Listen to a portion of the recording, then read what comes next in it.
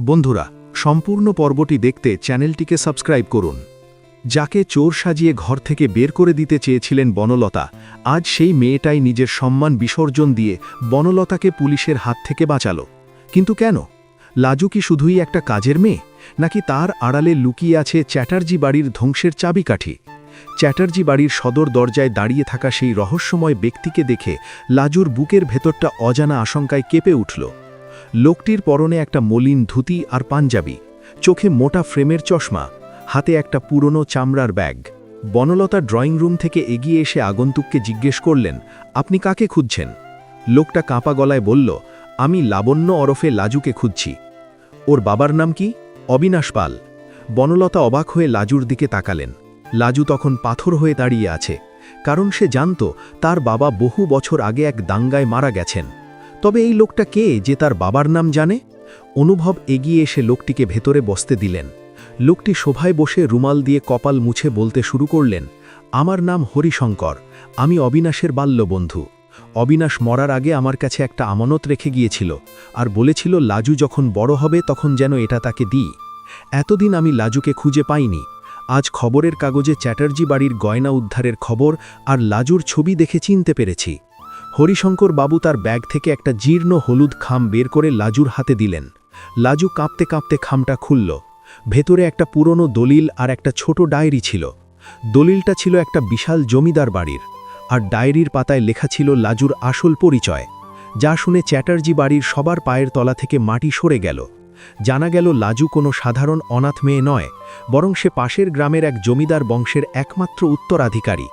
তার কাকা সম্পত্তি দখলের লোভে লাজুর বাবা মাকে মেরে ফেলেছিল, আর অবিনাশ পাল ছিলেন তাদের বিশ্বস্ত কর্মচারী, যিনি নিজের জীবন বাজি রেখে লাজুকে বাঁচিয়ে নিয়ে পালিয়ে এসেছিলেন এবং নিজের পরিচয় লুকিয়ে তাকে বড় করেছিলেন। এই সত্য সামনে আসতেই বনলতা লাজুকে জড়িয়ে ধরে ডুকরে কেঁদে উঠলেন। তিনি ভাবতেই পারছেন না যে রাজবংশের মেয়েকে তিনি এতদিন পরিচারিকা বানিয়ে রেখেছেন। লাজু স্তব্ধ হয়ে দলিলটার দিকে তাকিয়ে রইল। তার মনে হচ্ছিল এতদিনের চেনা জগৎটা হঠাৎ ওলটপালট হয়ে গেল। ঠিক সেই মুহূর্তে অনুভব খেয়াল করল হরিশঙ্কর বাবু কিছু একটা লুকোচ্ছেন। অনুভব জেরা করতেই হরিশঙ্কর স্বীকার করলেন যে লাজুর কাকা এখনও বেঁচে আছেন, এবং তিনি খবর পেয়েছেন লাজু বেঁচে আছে। তাই তিনি লোক পাঠিয়েছেন লাজুকে চিরতরে সরিয়ে দেওয়ার জন্য।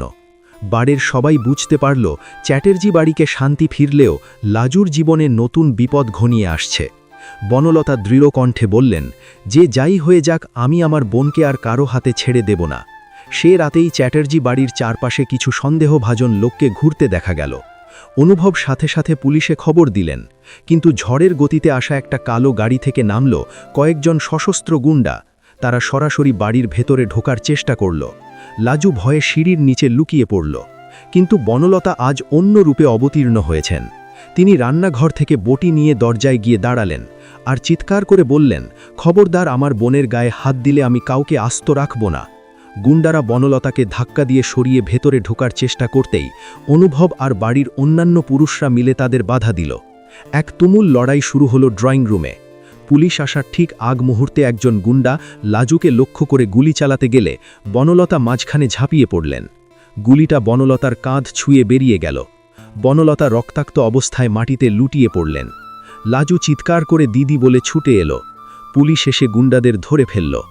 বনলতাকে দ্রুত হাসপাতালে নিয়ে যাওয়া হলো। সেখানে জমে মানুষের টানাটানি শুরু হলো। লাজু অপারেশন থিয়েটারের বাইরে বসে সমানে প্রার্থনা করতে লাগল। সে ভাবছিল দিদি কেন নিজের জীবন বিপন্ন করে তাকে বাঁচাতে গেল। কয়েক ঘন্টা পর ডাক্তার বেরিয়ে এসে হাসি মুখে বললেন, ভয়ের কিছু নেই, অপারেশন সফল হয়েছে। বনলতা সুস্থ হয়ে বাড়ি ফিরলে লাজু তার সেবা করতে করতে বলল, দিদি তুমি কেন এমন করলে? বনলতা হাসি মুখে লাজুর মাথায় হাত রেখে বললেন, কারণ বোন, তুই আমাকে ক্ষমা করে দিয়েছিলি আর আমার পাপের প্রায়শ্চিত্ত করার সুযোগ গড়ে দিয়েছিলি। কয়েকদিন পর লাজু তার পৈতৃক সম্পত্তির অর্ধেকটা চ্যাটার্জি বাড়ির নামে লিখে দিতে চাইল, কিন্তু অনুভব আর দোলন গাঙ্গুলি তা নিতে অস্বীকার করলেন। তারা বললেন, আমরা তোকে চাই, তোর সম্পত্তি নয়।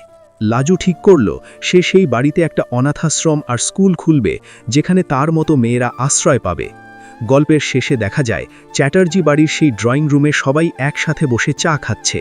বনলতা আর লাজু এখন অভিন্ন হৃদয় বন্ধু।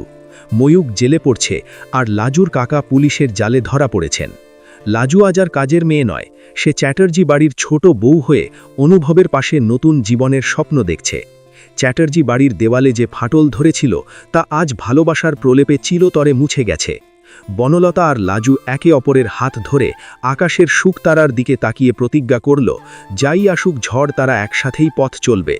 এভাবেই অন্ধকার কাটিয়ে চ্যাটার্জি বাড়িতে ভোরের নতুন আলো ফুটে উঠল, যা শিখিয়ে দিয়ে গেল আভিজাত্য নয়, মানুষের মনই হলো তার আসল পরিচয়।